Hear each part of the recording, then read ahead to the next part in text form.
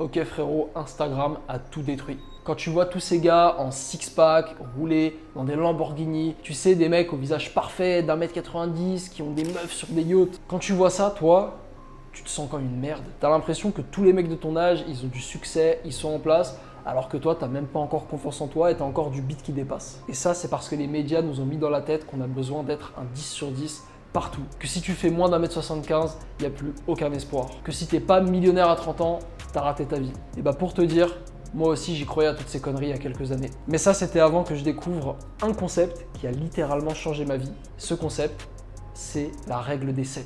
Je vais te montrer dans cette vidéo par A plus B que n'importe quel homme peut devenir un 10 sur 10. Et vers la fin, je vais te donner le système exact que je suis en train de suivre, d'appliquer actuellement pour que toi aussi, en même temps que moi, tu puisses devenir un 10 sur 10 et atteindre le top 1% des hommes. Mais juste avant, il faut qu'on casse une de tes croyances. Je vais pas te faire perdre plus de temps, mais pour devenir un 10 sur 10, tu n'as besoin que d'une seule chose. Et cette chose, c'est pas 10 millions sur ton compte en banque, c'est pas le physique à Thibaut InShape et encore moins la tchatch à Alexis Chen. Tout ce dont tu as besoin pour exploser, mais je dis littéralement exploser tous les hommes de cette génération, c'est d'être largement supérieur à la moyenne.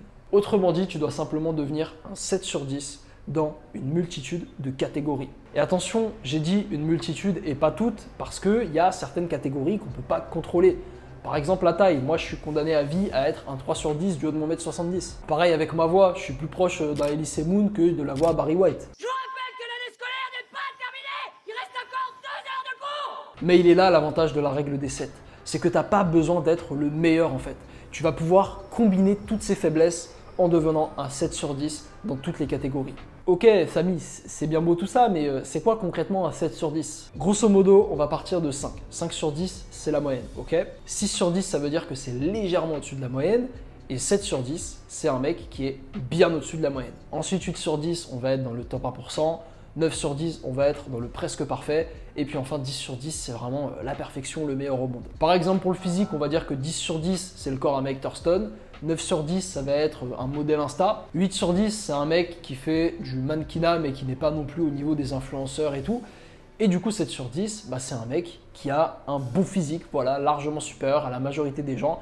Un physique qu'on va remarquer sans être une exception génétique, on va se dire « waouh, dinguerie le truc ». Et ce type de physique, il est atteignable par n'importe quel gars avec un minimum d'effort. Ok Samy, mais pourquoi on ne vise pas le 10 sur 10? Eh bien pour plusieurs raisons. La première, c'est la génétique. Il y a certaines catégories, comme par exemple le physique, où c'est impossible littéralement d'être un 10 sur 10 si tu n'as pas la golden génétique ou que tu ne prends pas des stéroïdes. Deuxième chose, c'est le facteur chance. Bah ouais, on n'a pas tous la chance d'être né dans une famille qui a les moyens. Il y en a, ils naissent dans des familles où le business, c'est de famille. Il y en a, ils ont des parents multimillionnaires qui vont leur passer de l'argent, du coup ils vont investir et devenir multimillionnaires très vite. Enfin bref, ça joue. Et le troisième facteur, c'est le plus important, c'est que ça demande beaucoup trop d'efforts de devenir un 10 sur 10. Parce qu'en fait, il faut comprendre que la progression, elle est logarithmique. Par exemple, avec le visage, si tu veux passer d'un 0 sur 10 à un 5 sur 10, c'est facile, tu as juste qu'à aller chez le coiffeur, te raser, laver ton visage le matin pour pas avoir des pustules, et puis c'est tout à un 5 sur 10. Très simple. Si tu veux passer par contre d'un 5 à un 7 sur 10, et ben là, il va falloir un peu t'intéresser aux coupes de cheveux, faire une coupe qui est adaptée à toi. Pareil pour la pilosité, commencer à faire une skincare routine, donc un peu plus d'effort. Et si tu veux passer par contre d'un 7 à un 10 sur 10, bah là, va falloir avoir 50 000 produits de beauté pour avoir la peau parfaite. Faudra que tu aies 10 ans de mewing, faudra que tu sois à 10% de body fat pour qu'on voit ta mâchoire. Enfin bref, un effort de dingue. Et c'est exactement pareil pour l'argent. Va falloir se lever tôt pour devenir un 10 sur 10 et devenir un milliardaire. Le 7 sur 10, par contre, il a à la portée de n'importe qui. Et collectivement, si tu arrives à être un 7 sur 10 dans plusieurs catégories importantes chez l'homme, eh bien au final, collectivement, tu vas devenir un 10 sur 10. C'est pour ça que maintenant, je vais te donner mon plan complet que j'ai décidé de suivre pour moi, en fait, devenir un 10 sur 10 et rejoindre le top 1% des hommes. Je vais te décrire pour toutes les 10 catégories les plus importantes chez les mecs, comment on devient concrètement un 7 sur 10. Qu'est-ce qui fait qu'on dit « Ok, à partir de ce palier-là, je suis 7 sur 10 ». Commençons avec la première qui est le physique. Je la mets toujours en premier, le physique, parce que c'est sûrement le truc qui est le plus simple à changer, le plus rapide et surtout en proportion à ça, celui qui va t'apporter le plus de résultats dans ta vie. Comme je t'ai dit juste avant, 7 sur 10, c'est un physique esthétique. Un mec qui, on remarque en fait clairement qu'il va à la salle, qui est musclé, qui a un physique attirant, mais sans forcément être un physique où on se dit « Waouh, putain, incroyable et tout ». Non, juste un mec qui a un bon physique. Et ça, c'est atteignable par n'importe qui avec 3 à 4 séances de musculation par semaine, avec un programme adapté, une bonne diète et 2 à 5 ans d'entraînement. Et pour cette période, ça peut totalement varier. Par exemple, ça peut être plus long si toi tu fais du caca, tout simplement. Tu as des mecs qui, je pense que tu en connais, mais ça fait 10 ans qu'ils sont dans ta salle, ils n'ont pas bougé niveau physique. Et à l'inverse, ça peut être beaucoup plus court si toi, par exemple, tu décides de prendre un coach. Moi, pour tout te dire, ça m'a pris 4 ans avant d'avoir un physique que je qualifierais de même pas 7 sur 10, je dirais peut-être 6,5, 7, allez. 4 ans, sachant que j'étais déter et que je me suis débrouillé tout seul. Mais ça peut aller, je pense, 2 fois plus rapidement si tu as le bon cadre. Si toi, tu veux plus te prendre la tête, obtenir ton physique esthétique, avoir un expert derrière toi qui te suit, qui te dit exactement quoi faire pour atteindre ton objectif, clique sur le lien qui s'affiche ici. Ensuite, catégorie argent, succès. Pour simplifier les choses, on va parler d'argent. Un 10 sur 10, littéralement, ça va être un milliardaire. Je pense qu'on peut difficilement faire mieux. Du coup, un 9 sur 10, ça va être un multimillionnaire, donc un mec qui a peut-être 10, 100 millions, j'en sais rien. En dessous, on va avoir les millionnaires à 8 sur 10. Et du coup, à 7 sur 10, tu vas avoir un mec qui gagne 100 000 euros par an. Ça peut te paraître fou, mais honnêtement, c'est atteignable aujourd'hui par n'importe qui en 5 à 10 ans de travail acharné. Tu peux atteindre ce chiffre-là avec un job, voilà, en montant dans ton entreprise. Tu peux aussi l'atteindre avec un business, avec des investissements. En fait, tu as plein de manières de les atteindre, surtout qu'aujourd'hui, tu as toutes les infos en fait. On a des formations, des accompagnements, des coachings, on a des livres, on a Internet, enfin bref, tu n'as plus d'excuses aujourd'hui. C'est totalement atteignable pour n'importe quel mec qui se la donne, même si encore une fois, ça va prendre beaucoup plus de temps. Catégorie numéro 3, le body fat. Les hommes en moyenne, ils sont entre 18 et 24% de body fat. Du coup, le 10 sur 10, ça va être un gars qui est en dessous des 8% de body fat. Un 9 sur 10, c'est un gars qui va être entre 8 et 10. Un 8 sur 10, ça va être un mec qui est entre 10 et 12. Et puis enfin, du coup, le 7 sur 10, c'est un gars qui va être entre 12 et 14% de body fat. Honnêtement, c'est largement atteignable pour n'importe quel mec qui fait un minimum d'effort. Et surtout, contrairement aux body fat qui sont en dessous de 12, les 10, les 9, les 8, il faut vraiment être à fond sur la diète et tout, c'est hyper hard. Et bien tout simplement être entre 12 et 14% de body fat, c'est atteignable pour n'importe quel mec en continuant à se faire plaisir. Moi, c'est à peu près 14 le body fat où je tourne en ce moment. Et ce body fat, il est important parce qu'il va non seulement te faire voir tes muscles en fait, mais il va améliorer plein d'autres domaines comme ta testostérone, comme par exemple ton visage aussi. Numéro 4, l'intelligence. Bon, c'est un truc qui est un peu difficilement mesurable. Mais bon, on va partir du principe que 10 sur 10, c'est à l'intelligence Elon Musk. Du coup, 7 sur 10, on va dire que si tu lis des livres très souvent, que tu te formes à de nouvelles compétences constamment et que tu apprends 1 à 2 langues, j'en sais rien, et que tu écoutes des podcasts, honnêtement, si tu fais ça sur une période de 5 ans, tu seras un 7 sur 10 niveau intelligence. Numéro 5, fashion. Celui-là aussi est un peu compliqué parce que c'est assez subjectif. On va dire que 7 sur 10, c'est tu t'informes, tu sais à peu près comment s'habille, tu connais les différentes marques, tu as des vêtements qui fit bien, tu t'habilles bien constamment. Donc bref, en fait, si tu fais simplement des efforts, que tu t'intéresses au style un minimum, tu peux atteindre le 7 sur 10 très facilement quand tu vois comment l'homme moyen s'habille comme une chasse. Numéro 6, lifestyle. Lifestyle ou style de vie, en fait, c'est littéralement à quel point ta vie est-ce qu'elle est cool.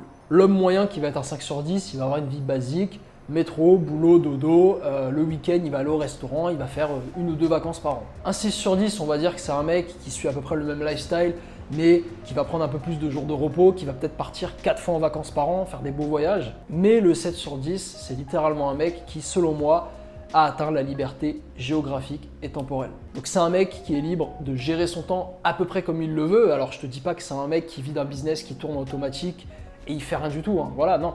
Mais c'est un mec, on va dire, il est à un stade où il vit, je sais pas, d'un business ou d'investissement, donc il peut travailler 4 heures par jour et ça lui suffit.